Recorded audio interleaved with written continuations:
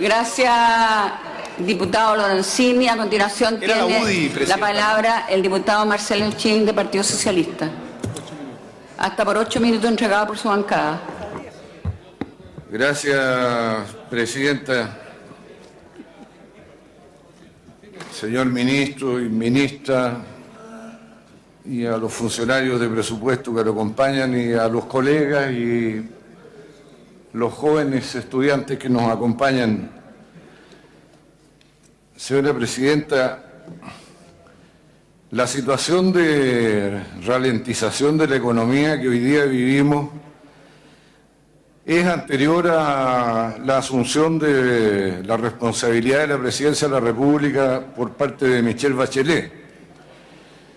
Y solo para refrescar la memoria, señora presidenta, quiero decir que en la época de la campaña esto fue advertido en innumerables ocasiones junto con la denuncia de la subejecución presupuestaria en el gobierno anterior por el hoy tan vilipendiado ex ministro de Hacienda, Alberto Arenas. Y recuerdo esto porque esas palabras de la época revelan la certeza del diagnóstico que se hizo en el fundamento del programa de gobierno. Hay algunas personas que critican la celeridad con que se han llevado adelante los cambios, particularmente el de la reforma tributaria, el de la reforma educacional, y ahora, aunque con menos intensidad, porque, bueno, esperan que con el paso del tiempo las cosas se puedan moderar en su favor, la reforma laboral. Y como este era un dato conocido, que íbamos a tener desaceleración, creo que a cualquier cerebro medianamente conformado se le habría ocurrido la idea de que había que actuar rápido antes que llegaran los males que anuncia toda desaceleración, el principal y peor de los cuales es sin ninguna duda el del desempleo.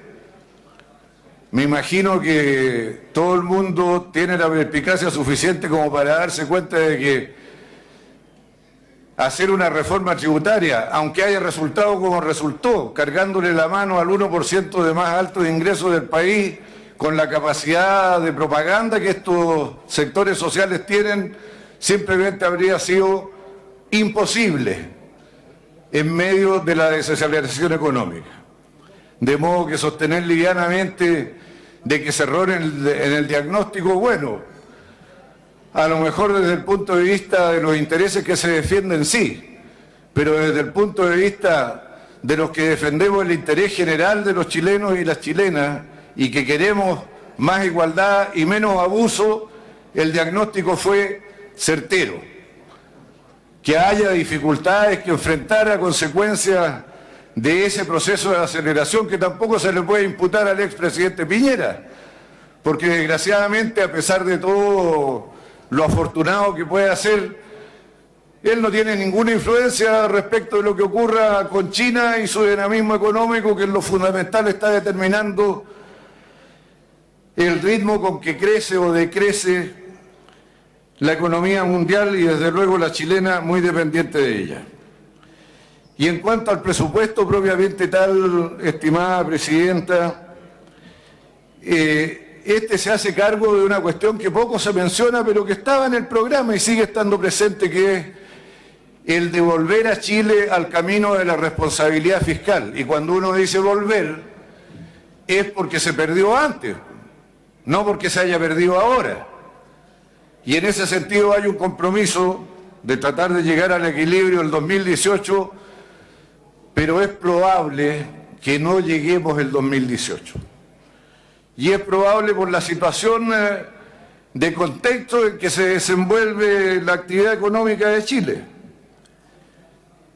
Disminución del precio del cobre, desaceleración económica en general, en algunos casos hablamos de recesión, como en Brasil, las catástrofes innumerables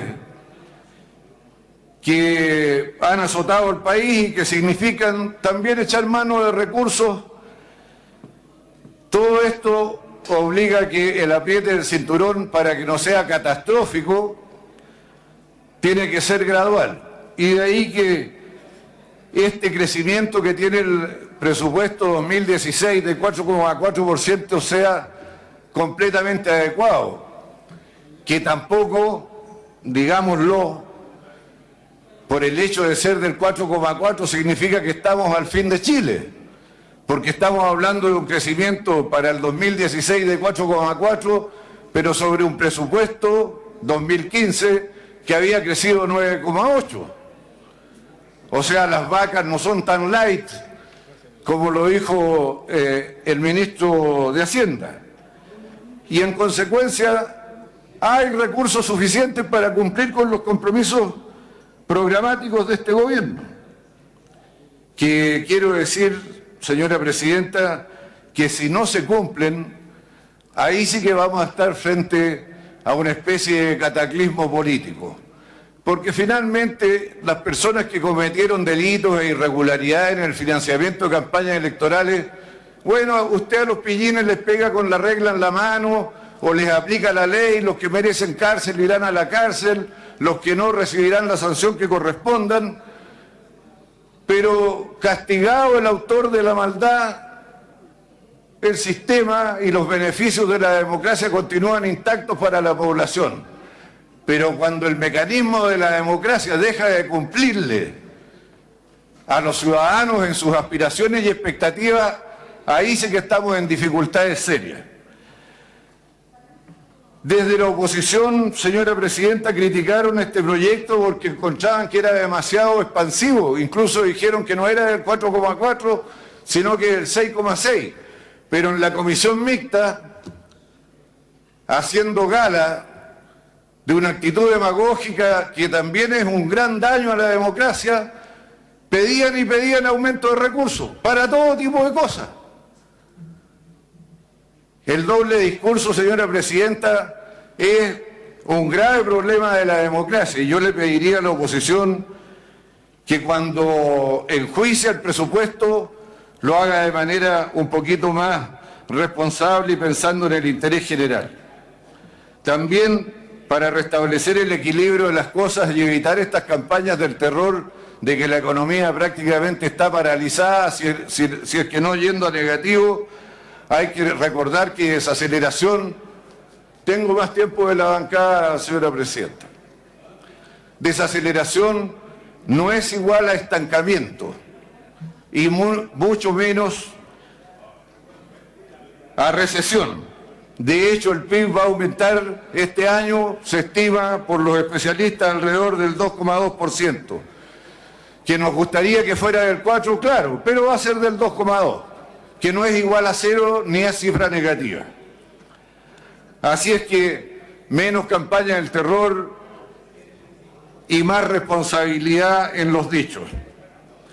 Esta situación presupuestaria, señora presidenta, ha obligado al Ejecutivo y a los partidos políticos y a los parlamentarios que lo sostenemos a establecer prioridades claras. Y estas se han dado en torno primero a educación, donde se está cumpliendo con lo comprometido y lo bueno es que se está cumpliendo de manera rápida, aunque sea a través, por este año, de una glosa presupuestaria.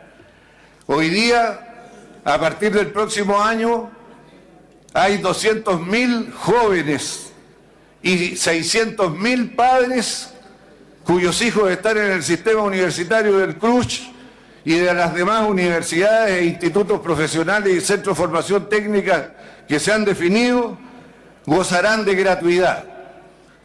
Y 130.000 jóvenes y 260.000 padres aproximadamente, que aún sus hijos están en institutos profesionales y centros de formación técnica, que no son del CRUSH o de lo que se ha definido para la gratuidad, lo van a tener a través del aumento de la beca Nuevo Milenio, cuestión que sugerimos desde el principio los socialistas que se hiciera con el objeto de eliminar esta idea de que se estaba incurriendo en una grave discriminación con los jóvenes pertenecientes al 50% más pobre de la población.